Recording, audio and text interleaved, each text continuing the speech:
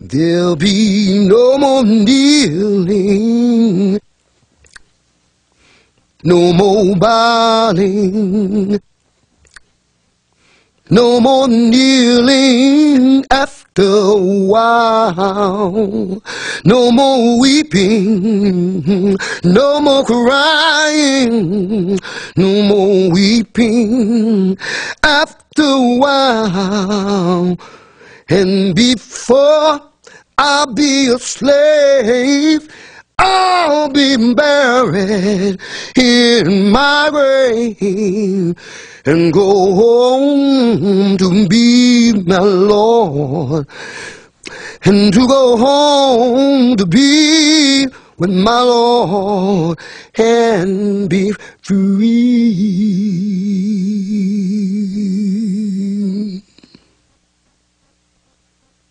I should say a few words before we proceed to the first panel.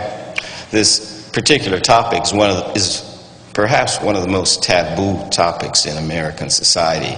You know, we have rallies against rape, we have rallies against war, though not enough of those. We discuss incest, drug abuse, child abuse, spousal abuse, genocide, especially genocide across the waters. We know all about Anne Frank, but we know nothing about our Anne Franks, such as Linda Brent, for example, who spent 8 years, perhaps it was 9, in concealment in a house, in the attic of a house, in the garret of her grandmother's house, I think, cut off from her children, for the most part, who thought she had gone north. And Linda Brent eventually escaped to the north and lived in freedom.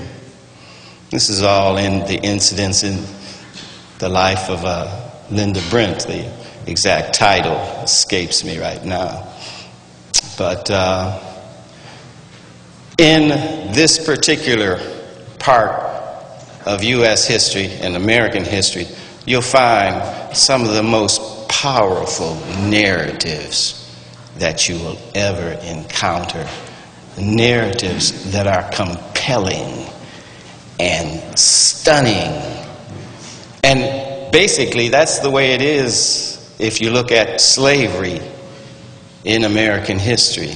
The power of this institution is like a knockout, and it dispels all notions that we have of liberty and democracy and freedom.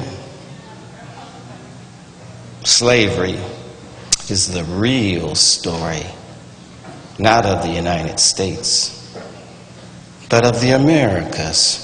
Now, our first panel is going to look at a region that's very distant for many people living in Southern California, the Caribbean. And someone might easily ask, well, you know, it's mandated by the California State Legislature. Why do you go to such distant places to start?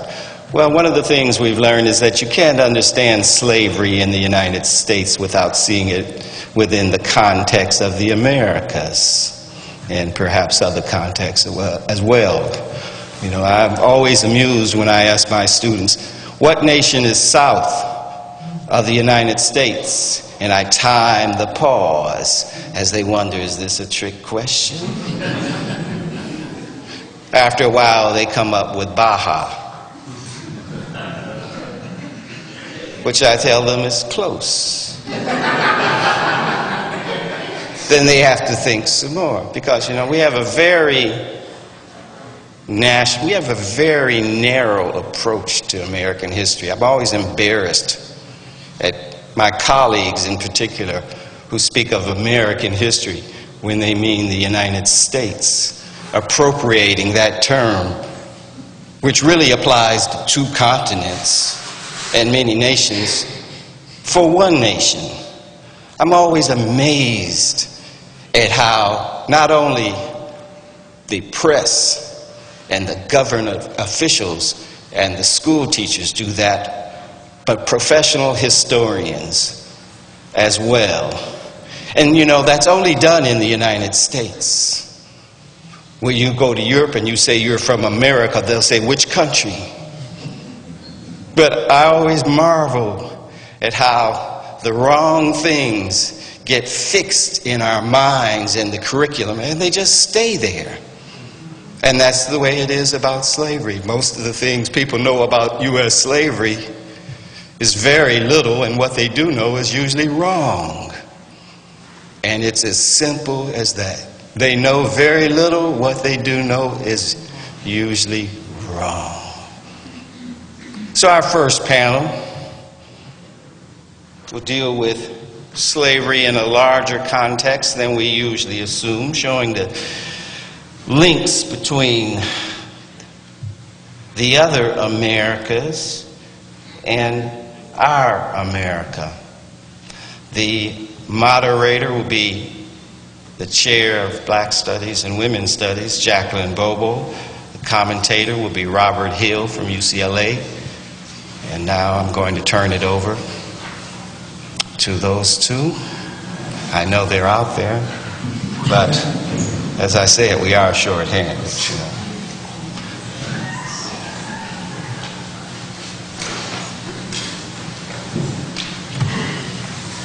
Could we get one more glass of water, please?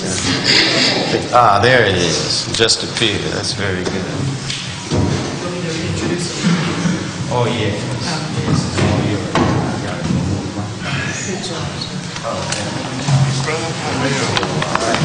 Good to see you. Good to see you when I cross. I got some work to do.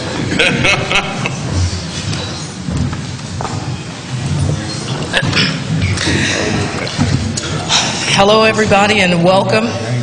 This is an absolutely wonderful occasion, and it's come together, I think, just absolutely stupendously. And I want to thank the Chancellor and the Dean and the new Chancellor at UC Riverside for coming out, and I also want to acknowledge the Chancellor's wife, Deling Yang, for coming. Thank you.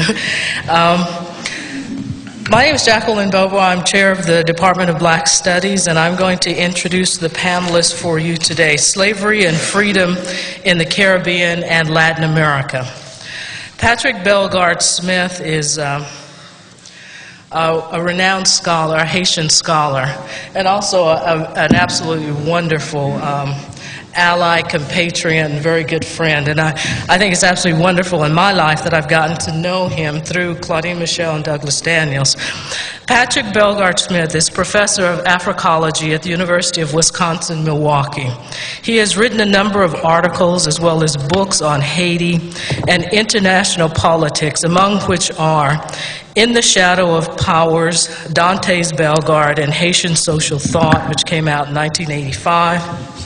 Haiti, The Breached Citadel, which came out in 1990, and he has an edited book. I think it's called he'll correct me on this if I'm wrong, The Spirit, the Myth, the Reality, Voodoo and Haitian Development, okay, which is forthcoming. His paper is titled The Fire This Time, Global Implications of the Haitian Revolution, 1791-1806. I'm going to introduce a person who's not here because I remember when Professor Daniels asked her to come to the conference, and she was very excited to do the conference. This is Patricia Penn Hilden. Okay, and I know that there were some family difficulties, so I know that she did indeed want to be here. I've been asked to also tell you just a little about who she is, even though she's not here. I think her spirit resonates with us here. Patricia Penn Hilden is a descendant of the Wallawa Nez Perce Band, is a professor of Native American Studies and Comparative Ethnic Studies in the Department of Ethnic Studies at UC Berkeley. After a decade working in the Educational Opportunity Program, she returned to graduate school and earned a PhD in history at Cambridge University, where she taught before returning to the United States. She came to the University of California in 1995. She has published 3 books books, most recently, When Nickels Were Indians, published by the Smithsonian Institution in 1995. She has one book, From the Red Zone, Critical Perspectives on Race, which is now under consideration at Stanford University Press. She is because she could not be with us today, Professor Inez Telemontes from Religious Studies and Chicano Studies here at UC Santa Barbara is not a substitute, but an absolutely wonderful participant. And we're grateful for her for coming in and doing the presentation. And I think you're reading Professor Hilden's paper? Correct. Okay. Which is titled Hunt